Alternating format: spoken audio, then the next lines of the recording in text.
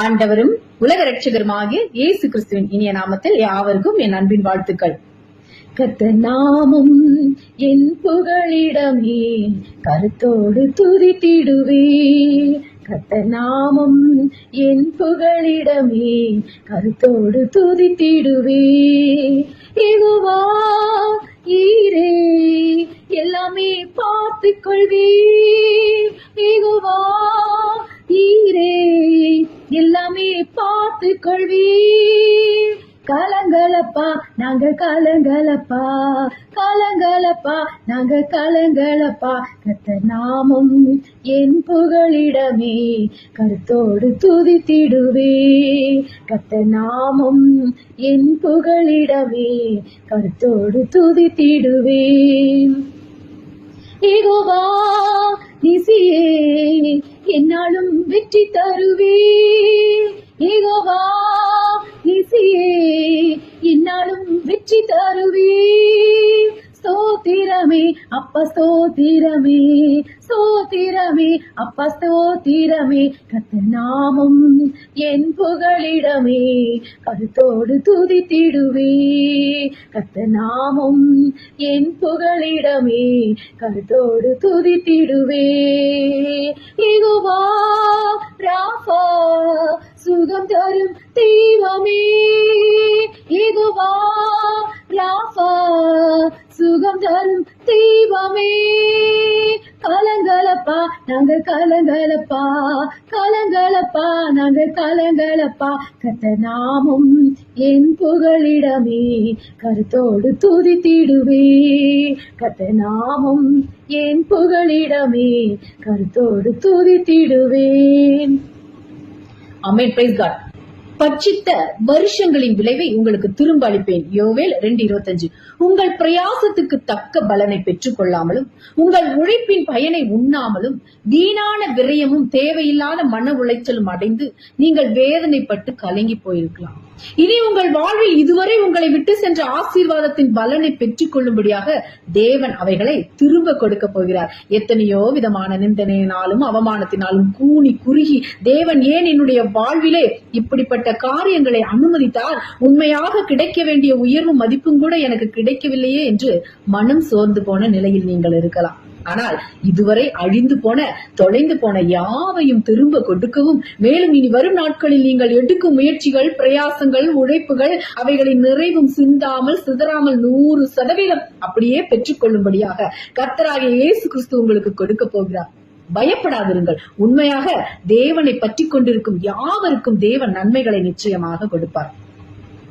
தேவன் ஆசீர்வதிக்க தீர்மானித்து விட்டாரானால் அதற்கு விரோதமாக எப்படிப்பட்ட தடைகள் வந்தாலும் அவைகளை நீக்கி தாம் சொன்ன வார்த்தைகளை நிலைநிறுத்துவார். தேவனே எனக்கு நன்மை செய்யும் என்று தேவனையே சார்ந்து கொண்டு விசுவாச வாழ்வில் ஒவ்வொரு நாளும் மேல் நோக்கி செல்லுங்கள்.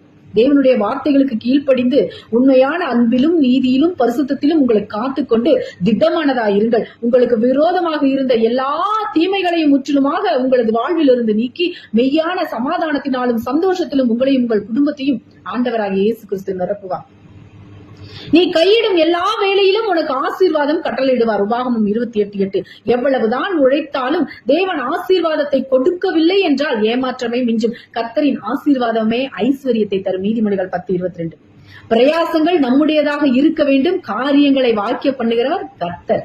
எல்லாம் என்னாலே ஆயிற்று என்று சொல்வதற்கு ஒன்றுமே இல்லை. ஏனென்றால் ஐஸ்வர்யத்தை சம்பாதிக்கிறதுக்கான பலனை நமக்கு கொடுக்கிறவர். உபாகமம் 8:18. தேவன் என்பதை மறந்து போக கூடாது. வேதம் கூறுகிறது, என் சாமர்த்தியமும் என் கைபலனும் இந்த ஐஸ்வர்யத்தை எனக்கு சம்பாதித்தது என்று நீ உன் இருதயத்தில் சொல்லிக் கொள்ளாமலும் இருக்க எச்சரிக்கையாய் இருந்து உன் தேவனாகிய கர்த்தரை நினைப்பாயாக. உபாகமம் 8:17-18. இவ்விதமாக கர்த்தரையே சார்ந்து நிற்கும் பொழுது சூழ்நிலைகள் சாதகமாக இல்லாமல் இருந்தாலும், எதிர்க்கிறவர்கள் சூழ்ந்து நின்றாலும், நம் உழைப்பினை பிசாசானவன் பட்சிக்க நினைத்து செயல்பட்டாலும் தேவன் நம்மோடு இருந்து நம்மை விட்டு சென்றவர்களை தேடி வரும்படி செய்வார். நமக்கு விரோதமாக எழும்பி நமக்குள்ளதை பறித்து கொண்டவர்களையும் நமக்கு சமீபமாக கொண்டு வருவார். வாக்குத்தத்தம் பண்ணப்பட்டு பிறந்த ஈசாக்கின் வாழ்க்கையில் கேராரின் பள்ளத்தாக்கிலே அவன் இருக்கும் பொழுது தன் தகப்பனாகிய ஆபிரகாமின் நாட்களில் வெட்டினவைகளும் ஆபிரகாம் மரித்த பின் பெலிஸ்தர் தூர்த்து போட்டவைகளுமான துறவுகளை மறுபடியும் தோண்டி தன் தகப்பன் அவைகளுக்கு இட்டிருந்த பெயர்களின்படியே அவர்களுக்கு பெயரிட்டார். ஆதியாகமம் 26:18. ஆனால் அதை கேராரூர் மேய்ப்பர் வந்து தங்களுடையது என்று வாக்குவாதம் பண்ணி அதை அபகரித்துக் கொண்டனர். அதை ஈசாக்கும் அவன் வேலைக்காரர்களும் விட்டுவிட்டு வேறொரு துறவை வெட்டினார்கள். அங்கேயும் வந்து வாக்குவாதம் பண்ணி பறித்துக் கொண்டனர். மறுபடியுமாக அவ்விடம் விட்டு பெயர்ந்து போய் வேறொரு துறவை வெட்டினான். அபகரித்து கொள்கிறவர்கள் பின்தொடர்ந்தாலும் இவன் செல்லும் இடமெல்லாம் கர்த்தர் கூட இருந்து அவனை ஆசீர்வதித்தார். மறுபடியும் அவன் தோண்டிய துறவில் தண்ணீர் வர செய்து தேவன் அவனை பழுக பண்ணினார். ஆதியாகமம் 26:22. மென்மேலும் ஆசீர்வதித்தார். பிறகு கேராரிலிருந்து அவனுக்கு விரோதமாக இருந்தவர்களும் அவனோட சமாதானமாகும்படி வந்து நிற்கிறார்கள். அது மாத்திரமல்ல, நிச்சயமாய் கர்த்தர் உம்மோட கூட இருக்கிறார் என்றும் நீ கர்த்தரால் ஆசீர்வதிக்கப்பட்டவராமே என்றும் அவனோட உடன்படிக்கை பண்ணிக்கொள்ள வந்தார்கள். ஆதியாகமம் 26, 28, 29. பிரியமான தேவனுடைய பிள்ளைகளே, கடந்த மாதங்களிலே கடந்த வருடங்களிலே உங்களை பகைத்து உங்களுக்கு விரோதமாக உங்களுக்குள்ளதை அநியாயமாய் அபகரித்துக் கொண்டவர்களையும் உங்களிடமிருந்து பறித்துக் கொண்டவர்களையும் தேவன் உங்களோடு கூட உடன்படிக்கை பண்ணும்படியாக உங்களை ஆசீர்வதித்து பலுக பண்ண போகிறார். கர்த்தரிடத்திலே முழு இருதயத்தையும் ஊற்றி ஜெபியுங்கள். இயேசு கிறிஸ்து இனி வரும் நாட்களிலிருந்து உங்கள் வாழ்வில் கொடுக்க போகும் நன்மைகளுக்காகவும் ஆசீர்வாதங்களுக்காகவும் கர்த்தரை துதியுங்கள். இதுவரைக்கும் உங்களோடு போராடி உங்களை மேற்கொண்டவர்களை உங்களுக்கு சமீபமாக கர்த்தர் கொண்டு வரப்போகிறார். உங்கள் கையின் பிரயாசத்தை அப்படியே நீங்கள் சாப்பிடுவீர்கள். சங்கீதம் 128:2. இதுவரைக்கும் ஒருவேளை என்னுடைய உழைப்புக்கேற்ற வருமானம் எனக்கு இல்லையே, என்னுடைய பிரயாசத்துக்கு ஏற்ப எனக்கு உயர்வு இல்லையே, குடும்பத்தில் சமாதானமும் ஒரு மனமும் இல்லையே என்று வேதனையோடு நீங்கள் இருந்திருக்கலாம்.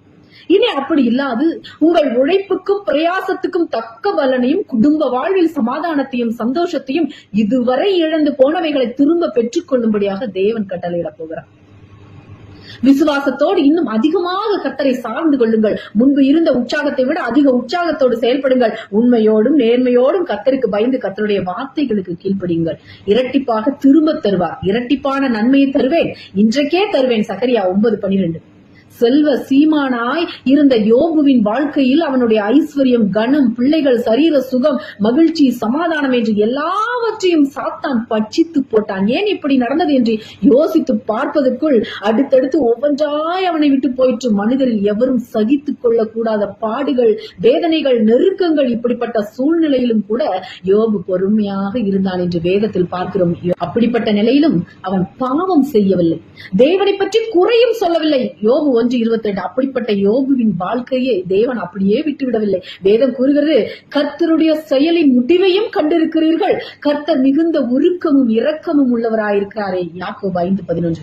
யோபுவின் வாழ்க்கையில் எவைகளையெல்லாம் இழந்து போனானோ, எவைகளெல்லாம் அவனுடைய வாழ்க்கையில் பட்சிக்கப்பட்டு போனதோ, அவைகள் எல்லாவற்றுக்கும் தக்க பலனை தேவன் கொடுத்தார் என்று பார்க்கிறோம். கர்த்தர் யோபின் முன்னிலைமையை பார்க்கிலும் அவன் பின்னிலைமையை ஆசீர்வதித்தார். யோபு 42:12. இழந்து போன யாவற்றையும் 2 மடங்காக திரும்ப பெற்றுக் கொண்டார். இதே நிலையில் உங்கள் வாழ்க்கையில் கடந்த நாட்களில் என்ன காரணம் என்று அறிந்து கொள்ள கூட முடியாதபடி உங்களுக்கு வேதனை உண்டாக்கும் விஷயங்கள் நடந்திருக்கலாம். உங்கள் சமாதானம், சந்தோஷம், கனம், ஐஸ்வர்யம் பறிக்கப்பட்டு இருந்திருக்கலாம். ஆனால் இனி வரும் நாட்களில் நீங்கள் எல்லாவற்றையும் 2 மடங்கு திரும்ப பெற்றுக் கொள்ளப் போகிறீர்கள். கர்த்தர் என் வாழ்வில் நன்மையை தரமாட்டாரா, எனக்கு விரோதமாக மாறின சத்துருக்களை ஒடுக்க மாட்டாரா, என் வாழ்வில் மாற்றம் உண்டாகாதா என்று ஏங்கி நீங்கள் தவித்துக் கொண்டிருக்கலாம். கர்த்தர் மிகுந்த உருக்கமும் இரக்கமும் உள்ளவராயிருக்கிறார். உங்கள் வாழ்க்கையில் இதுவரைப்பட்ட பாடுகள் போதும், வேதனைகள் போதும், கவலைகள் போதும், கண்ணீர் போதும். இவைகள் எல்லாவற்றிலும் இருந்து விடுதலையை கொடுத்து இரட்டிப்பாக திரும்ப பெற்றுக் கொள்ளும்படியாக தேவன் உங்களை ஆசீர்வதிப்பார். தேவரே, எங்களை சிறுமைப்படுத்தின நாட்களுக்கும் நாங்கள் துன்பத்தை கண்ட வருஷங்களுக்கும் சரியா எங்களை மகிழ்ச்சியாக்கும். சங்கீதம் 90:15. இஸ்ரவேல் ஜனங்கள் எகிப்தில் 400 ஆண்டுகள் அடிமைகளாய் இருந்த பொழுது கஷ்டப்பட்டு அவர்கள் உழைத்தார்கள். ஒரு நாள் கூட ஓய்வு எடுத்துக்கொள்ள கூடாதபடிக்கு கொடுமைப்படுத்தப்பட்டார்கள். அவ்விதமாக உழைத்தாலும் அவர்கள் உழைப்பின் பலனை அவர்கள் அனுபவிக்க முடியாதபடிக்கு எகிப்தியர்கள் அவைகளை பட்சித்தார்கள். மிகவும் வேதனையிலும் கஷ்டத்திலும் வாழ்ந்து வந்த மக்களுக்கு தேவன் மோசேயின் மூலமாக விடுதலையை கொடுத்து அவர்கள் எகிப்தை விட்டு வெளியே வரும் பொழுது அதுவரைக்கும் அவர்கள் சம்பாதித்த அத்தனையும் எடுத்துக்கொண்டார்கள் என்று வேதத்திலே பார்க்கிறோம். மோசே சொல்லி இருந்தபடி இஸ்ரவேல் ஜனங்கள் எகிப்தியரிடத்தில் வெள்ளி உடைமைகளையும் பொன்னுடைமைகளையும் வஸ்திரங்களையும் கேட்டார்கள். கர்த்தர் ஜனங்களுக்கு எகிப்தியரின் கண்களில் தயவு கிடைக்கும்படி செய்ததினால் கேட்டதை அவர்களுக்கு கொடுத்தார்கள். யாத்ராகமம் 12:35-36.